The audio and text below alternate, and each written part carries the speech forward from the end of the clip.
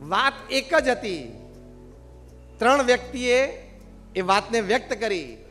કેવી રીતે એ વાતને પોતાની એડવાન્ટેજમાં ફેરવી શકાય એ અભિગમથી નક્કી થાય છે. If your attitude is right, you have the power to convert your loss into profit. એટલી તાકાત છે અભિગમમાં.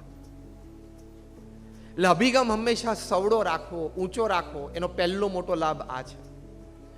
બીજો મોટો લાભ, જો તમારો અભિગમ સવડો હોય ને તાકાતવર હોય, strong and high and positive, તો બીજી મોટી વાત અભિગમથી આપણને લાભ રૂપે જે મળે છે કે તમારી ઘણી બધી સુષુપ્ત શક્તિઓ બહાર આવી જાય.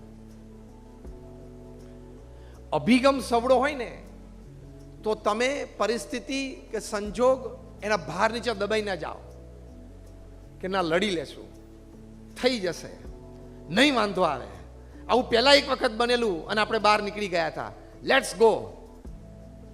એ અભિગમથી છે ને તમારી ઘણી બધી લેટન્ટ ટેલેન્ટ્સ છે ને બધી બહાર આવે.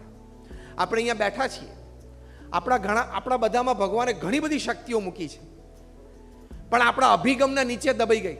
મને ના ફાવે, મારું આ કામ જ નહીં, તું રહેવા દે, તું મને આ પ્રોજેક્ટમાં લઈ ના જઈશ, મને આ નહીં ફાવે, મને આ ગમતું જ નથી, હું તો કોઈ દિવસ કરતો જ નથી, હું આ વસ્તુ શીખ્યો જ નથી, એટલે આ વિભાગ જ મારો નથી. આ બધા ખોટા અભિગમ છે.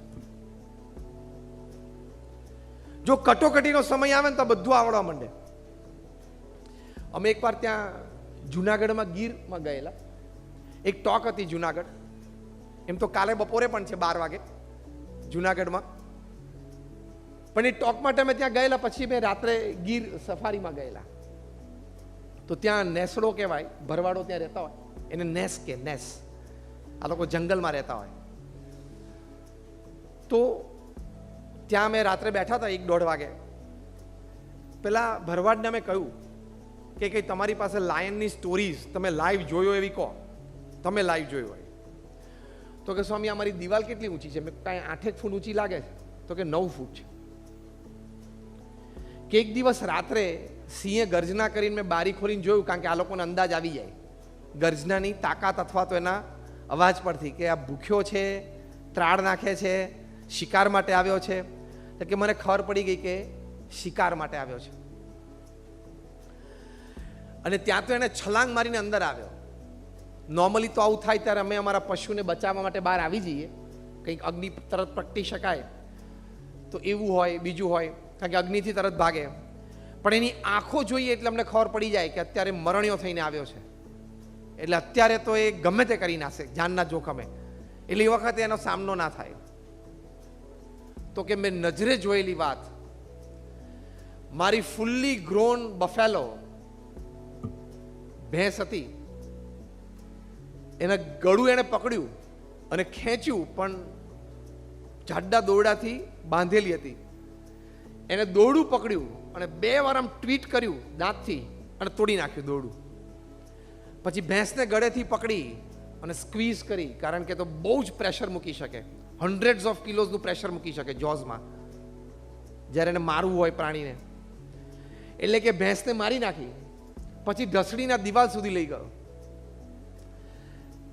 અમે તો જોતા જ રહેલા, પણ કે હવે આ બહાર નહીં લઈ જઈ શકે. એ 9 ફૂટની આ દિવાલ છે. 2 વાર એને જોયું સિંહે ઉપર, પછી આમ ભેંસ સામે જોયું, ભેંસનું ગળું ફરી વખત ટાઈટ પકડ્યું અને 2 વાર આમ માથું હલાયું અને આમ કર્યું તો આખી ભેંસને ખભે નાખી દીધી. અને પછી 2 વાર આમ પોઝિશન લીધી અને એને જમ્પ માર્યો. એ ભેંસને ખભા ઉપર લઈને 9 ફૂટ કૂદી ગયો. એ કે અમે નજરે જોયેલો પ્રસંગ છે. કેટલી બધી તાકાત! હવે આ સામાન્ય સંજોગમાં આ તાકાતનો પરિચય આપણને ના થાય, એમ આપણા મનુષ્યમાં પણ આવી ભગવાને ઘણી બધી તાકાત મૂકેલી છે. એ સંજોગ પરિસ્થિતિ આવે ને ત્યારે તાકાત બહાર આવે. એટલે એટીટ્યુડ સવડા હોય ને થઈ જ જાય, ના શું બને. આવા જ અભિગમ રાખવાના. બને જ, મારાથી જ બને, હું કરી શકીશ, હું વધારે મહેનત કરીશ, એક રાત નહીં શું, વધારે સમય આપીશ આ પ્રોજેક્ટ માટે, થશે જ, થવું જ જોઈએ, મારાથી જ થશે, ઇટ હેઝ ટુ હેપન. તો આવો અભિગમ તમે રાખો તો ઘણી બધી આવી શક્તિઓ વિચારના રૂપે, શારીરિક શક્તિઓ, mental energies, talents which you don't know that you possess, it comes out from you, એ બહાર આવી જાય. હમણાં તમે ગઈકાલે કે પરમ દિવસે ટાઈમ્સ ઓફ ઇન્ડિયામાં વાંચ્યું હશે, કોઈ લેડી હતા, એ કોઈ સિટીમાં કારમાં સ્ટક થઈ ગયા, કોઈ ફોરેન કન્ટ્રીમાં, તો 1.5-2 દિવસ સુધી એ બહાર ના નીકળી શક્યા, 2-2.5 દિવસ સુધી.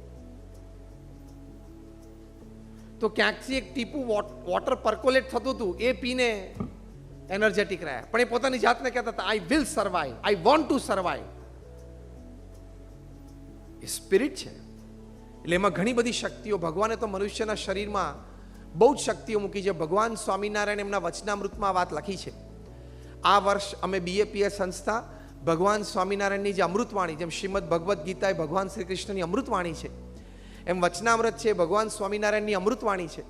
એના 200મું વર્ષ અમે સેલિબ્રેટ કરી રહ્યા છીએ, 200th યર.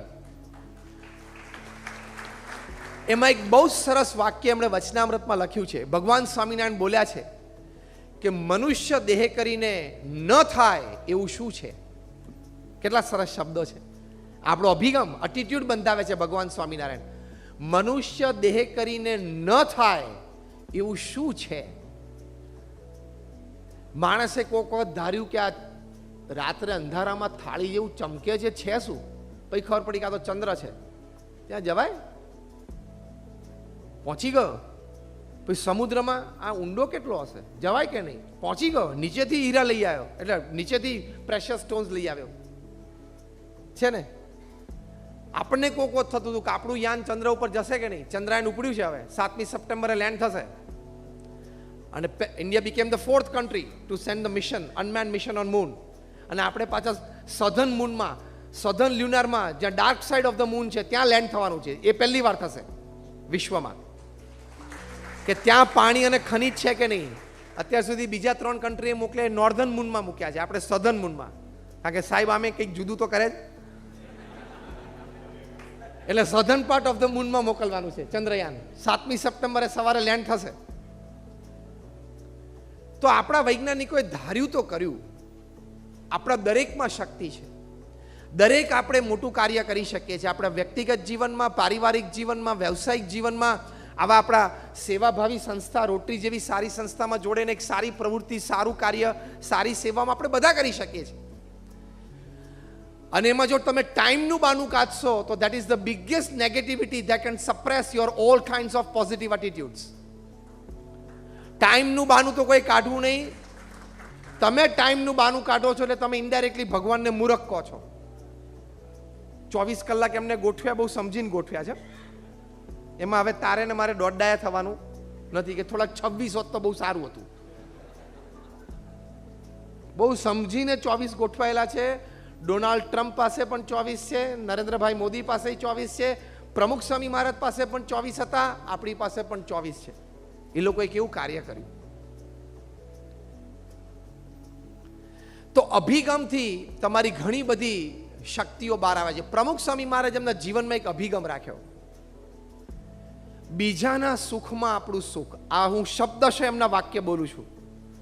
બીજાના સુખમાં આપણું સુખ, અન્યની પ્રગતિમાં આપણી પ્રગતિ, અન્યના ઉત્કર્ષમાં આપણો ઉત્કર્ષ. આ એમનો જીવન મંત્ર હતો. તો આ જીવન મંત્રના આધારે એમણે કેવું કામ કર્યું? One man show. Pramukh Swami Maharaj was a one man organisation. એક વ્યક્તિ સંસ્થા હતા. આપણે અહીંયા જેટલા બેઠા છીએ ને, આપણા બધાનો વહીવટ, વ્યવહાર, સેવા ભેગી કરીએ એટલે પ્રમુખ સ્વામી મહારાજના 1% ના આવે. એકલા હાથે પ્રમુખ સ્વામી મહારાજે 1200 થી પણ વધારે અક્ષરધામ, મંદિરો અને દેવાલયો બનાવ્યા. One man show. તમે બધા અક્ષરધામ જોયું હશે. Just rays your hands. Gandhinagar અથવા દિલ્હી, એવરીબડી ઓફ યુ.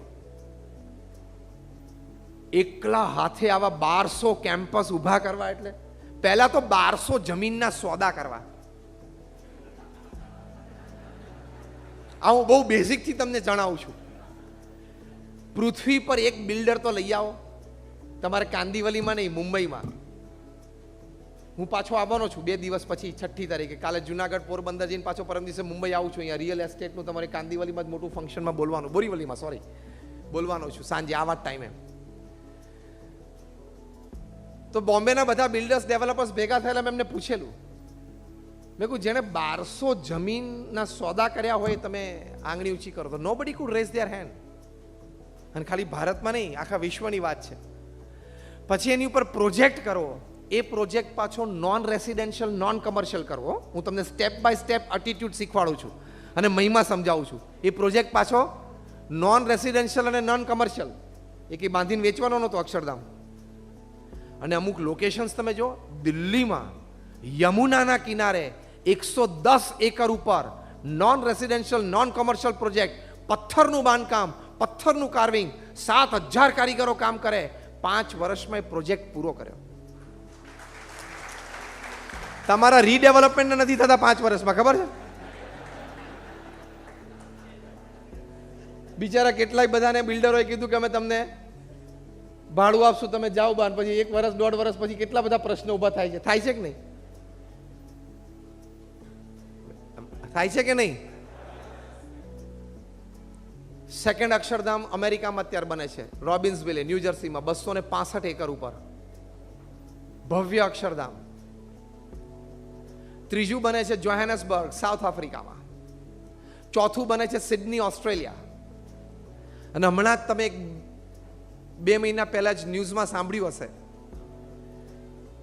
કે the capital of UAE, United Arab Emirates, Abu Dhabi, એના Sheikh his excellency Sheikh Mohammed Zayed, એમણે દુબઈ અબુધાબી એક્સપ્રેસ હાઈવે ઉપર, શેખ ઝૈયદ એક્સપ્રેસ હાઈવે ઉપર BAPS સંસ્થાને 23 એકર જગ્યા ડોનેશનમાં આપી કે you create an Akshardham like campus here. અને we are doing it, we are finishing it in 3 years.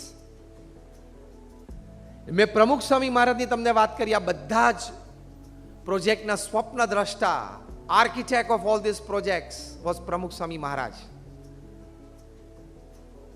એક વ્યક્તિ એમના જીવનમાં આવો અભિગમ રાખ્યો કે મારે દરેકને સુખી કરવા છે, દરેકનો પ્રગતિ થાય, ઉત્કર્ષ થાય એવી ભાવના રાખી, તો કેવી સંસ્થાઓ ઊભી કરી શક્યા.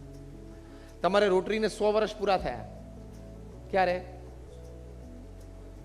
103 years થયા ને.